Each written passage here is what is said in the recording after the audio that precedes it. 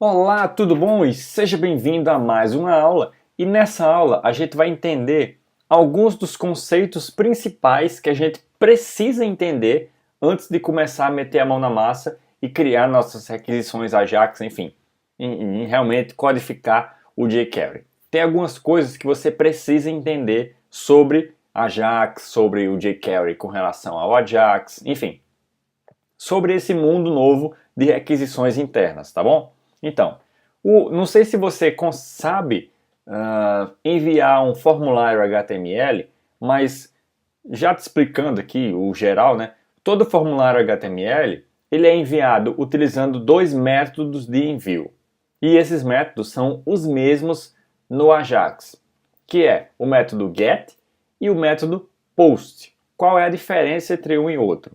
Resumindo aqui para você, o método, se você enviar um formulário através do método get, todas as informações que você digitou, ou seja, todas as informações que foram preenchidas no formulário, vão ser enviadas juntamente com a URL, com o endereço daquele arquivo. Então, você consegue visualizar, você consegue ver todas as informações que estão sendo enviadas, porque elas vão junto com o endereço do arquivo. Então, por exemplo, quando você acessa um vídeo do YouTube, normalmente lá no endereço está lá youtube.com/watch, aí tem uma interrogação, v igual a algum código, né? Esse código é justamente um envio de informação através do get, do método get. Ou seja, você consegue ver, visualizar o que está acontecendo, o que está sendo enviado, né? Tá? E o envio através do método post é quando você acessa uma URL, envia um formulário e lá ele acessa no endereço, você consegue ver só isso aqui, por exemplo, youtube.com.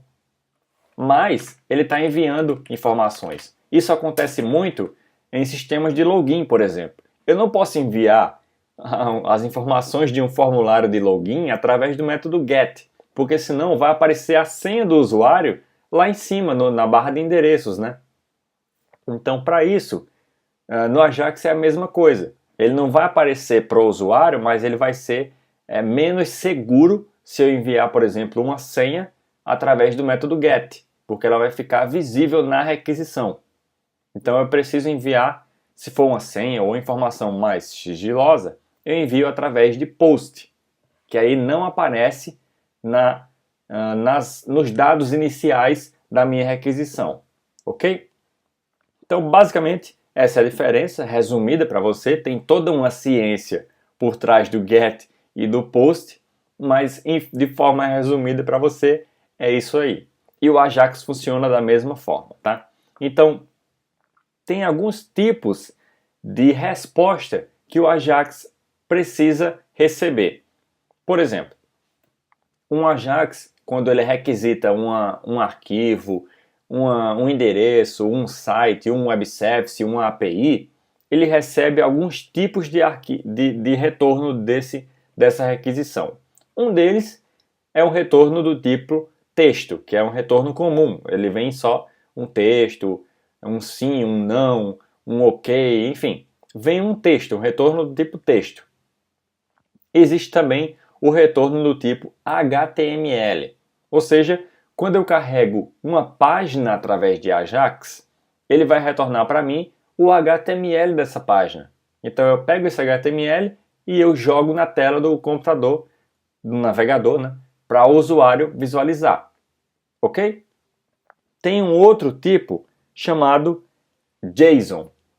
Esse JSON é o tipo que mais é trabalhado com requisições Ajax. Por quê? Porque é um tipo de informação que você consegue formatar o resultado dela. Então, eu consigo enviar infinitas informações através da resposta do meu Ajax e o Ajax consegue receber, traduzir e formatar essas informações de forma ordenada. A gente vai ver isso na prática quando eu estiver fazendo requisições Ajax, tá? E um outro tipo de retorno que o Ajax espera é um XML, tá? Que na verdade é um HTML, em forma de formato XML, tá ok?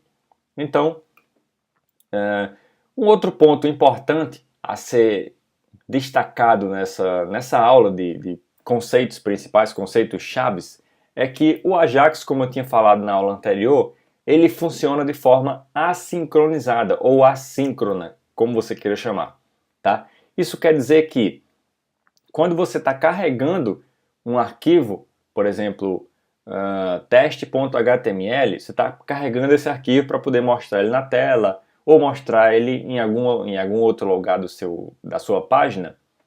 Essa informação ela é carregada independente de qualquer outra informação.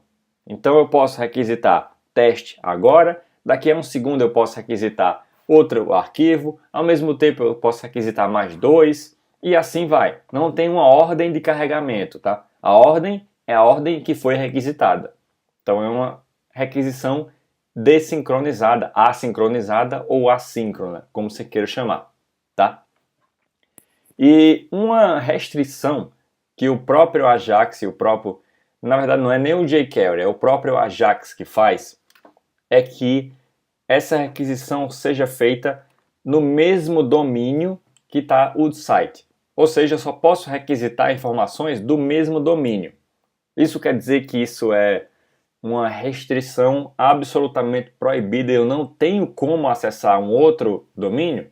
Não, você consegue, tá?